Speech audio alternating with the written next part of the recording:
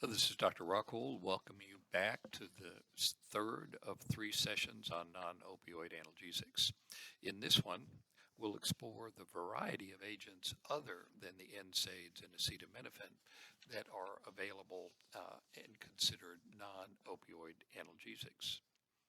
Agents in this class can provide relief from pain in a variety of conditions, such as neuropathic pain, chronic non-cancer pain, migraine, fibromyalgia, rheumatic disorders, and bone pain, among others. With some exceptions, they're generally not used alone to alleviate pain, but are rather part of a multimodal approach to patient relief. Anticonvulsants in general are not analgesic, but certain agents have been shown to provide benefit in particular situations, such as neuropathic pain, in some rheumatic conditions, and in migraine. The mechanisms certainly vary, but a reduction in adverse hyperexcitability of neurons involved in transmission or modulation of pain seems to be a common result. This excess neuronal activity is common in and may in fact be a hallmark of chronic pain situations and in neuropathic pain. Of these agents, the gabapentinoids are probably the most widely used for adjuvant pain relief at this time, more in the next slide. Carbamazepine and lamotrigine are classic anticonvulsants that are employed in multimodal analgesia. Carbamazepine is indicated for trigeminal neuralgia. Lamotrigine is an example of an antiepileptic that has been used off-label for fibromyalgia. And topiramate is an antiepileptic that has been used with some effectiveness in chronic migraine, and we will see it again in those lectures. The carbamazepine and lamotrigine have also been linked, unfortunately, to serious cutaneous reactions, including Stevens-Johnson syndrome and toxic epidermal necrosis, or TEN. While the incidence in the general population of these adverse effects is low, you need to recognize that individuals of Han Chinese descent or those who have a specific HLA subtype have a higher incidence of these toxic skin reactions. The gabapentinoids, gabapentin or Neurontin, and pregabalin or Lyrica have adjuvant analgesic effects in a variety of neuropathic pain situations, such as diabetic neuropathy, post-herpetic neuralgia, and fibromyalgia. They have been tested in acute pain and perioperative situations, but the results are much more mixed than those that we have seen in the neuropathic pain conditions. Despite the GABA in their names, they do not act primarily on GABAergic neurons. Rather, we believe they bind to and inhibit an alpha-2 delta protein subunit of a presynaptic N-type calcium channel. That binding results in a reduction in neurotransmitter release in a variety of neurons and brain sites, and generally reduces pain-related neuronal hyperexcitability. Of the two agents, gabapentin seems to have a ceiling effect, and doses above that ceiling dose do not appear to exert additional relief. Adverse effects of the two agents tend to be generally mild. They include somnolescence, ataxia, diplopia, and tremor. However, in 2020, the FDA issued a finding saying that there were safety concerns of additive respiratory depression in patients who had other respiratory concerns. And Lyrica is a Schedule 5 agent, according to the DEA. It has some limited abuse liability. Gabapentin has not been scheduled by the DEA.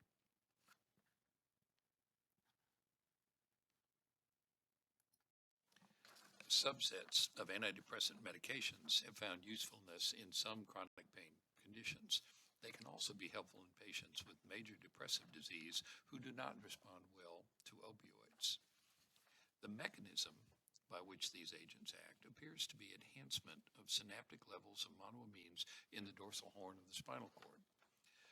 This activates spinal serotonin and alpha 2 noradrenergic receptors that act then to potentiate inhibitory descending pain pathways in the spinal cord. Activation of the prefrontal cortex contributes by modifying somatosensory and affective pain perceptions. Finally, some, like duloxetine, may also have peripheral local anesthetic actions. The serotonin norepinephrine reuptake inhibitors, SNRI, like duloxetine, seem most effective, as do the tricyclic antidepressants like nortriptyline. Interestingly, antidepressants like the selective serotonin reuptake inhibitors, SSRI, do not appear to be as effective as either the serotonin norepinephrine reuptake inhibitors or the tricyclic antidepressants. Following on the previous slide, duloxetine or Cymbalta can be quite effective in certain conditions and is effective as part of a balanced pain regimen. It's a selective serotonin norepinephrine reuptake inhibitor and is indicated for use in major depression, in anxiety, but also in painful conditions like diabetic neuropathy, fibromyalgia, and chronic musculoskeletal pain. Adverse effects are generally not uncommon, but they also are not generally life-threatening. Nausea, headache, drowsiness, sexual dysfunction, fatigue, insomnia, and dry mouth are among the most frequently cited adverse effects. There has, however, been reports of a mild excitatory withdrawal reaction after cessation of long-term use. This does not appear to be serious or life-threatening, however. The glucocorticoids, like dexamethasone, have contributed to pain relief in varied conditions and are particularly effective when the pain has a specific inflammatory component. They can be given orally or by injection and locally, for example, in treating spinal cord pain by intrathecal injection. We believe that they act in the cell nucleus to dampen inflammatory gene expression and also to enhance anti-inflammatory gene systems. There is evidence that they have actions outside the nucleus to reduce inflammation and pain in addition to those intranuclear effects. You're already familiar with alpha-2 adrenoceptor agonists as antihypertensive agents, at least the centrally acting agents.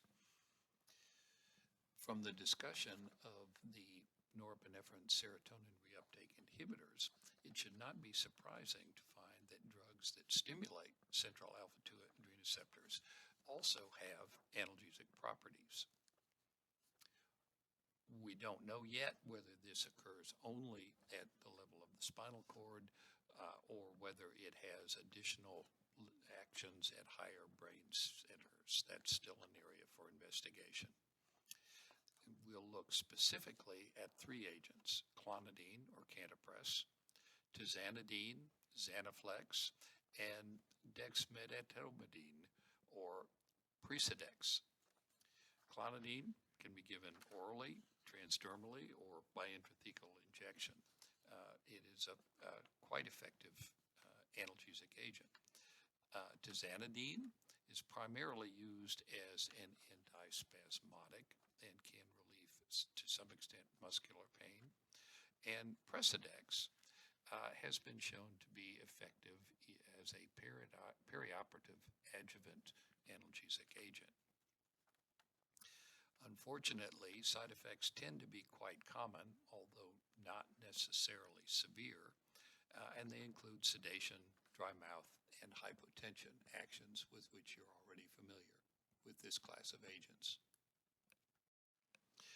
Ketamine is an interesting and complex drug that has recently gained a considerable amount of popularity for treating acute and traumatic pain in the emergency room and during perioperative situations.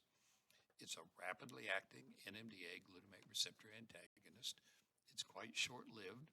It can be given by injection or infusion to produce short-term and easily controllable analgesia.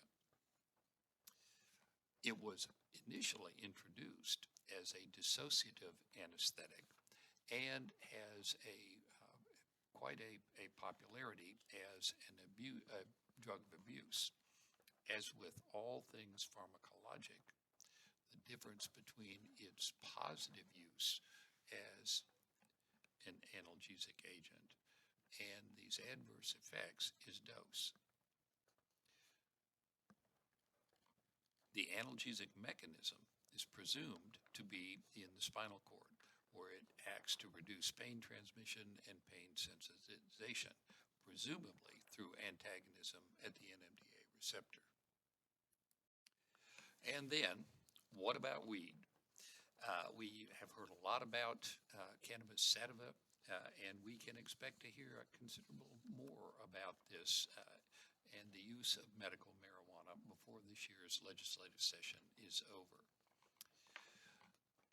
It's safe to say that whether used as cannabis sativa or prescribed as one of the approved cannabinoids, mostly dronabinol or marinol, or nabilone as Sesamet, the therapeutic controversy is large and ongoing.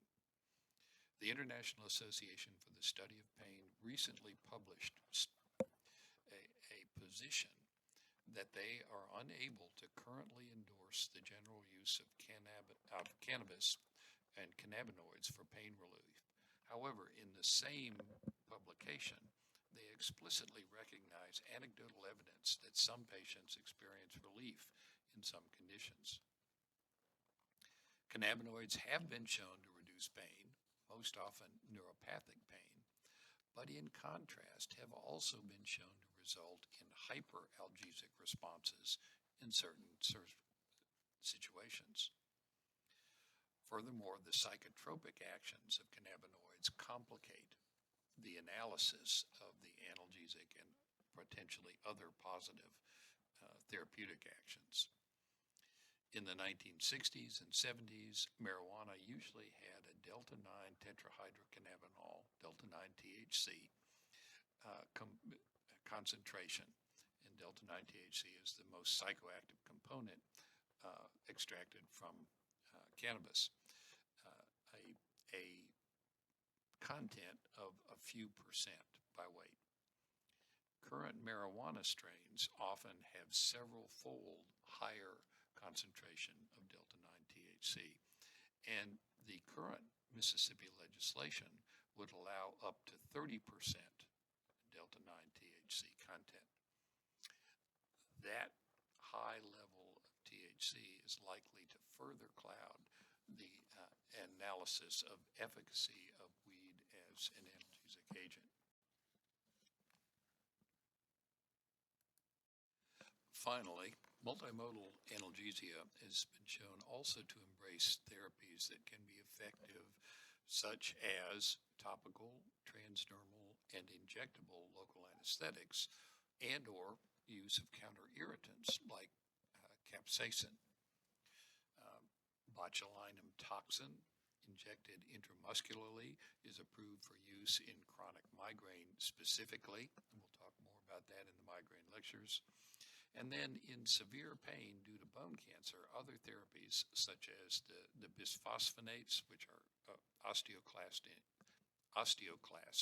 inhibitors, have been employed successfully.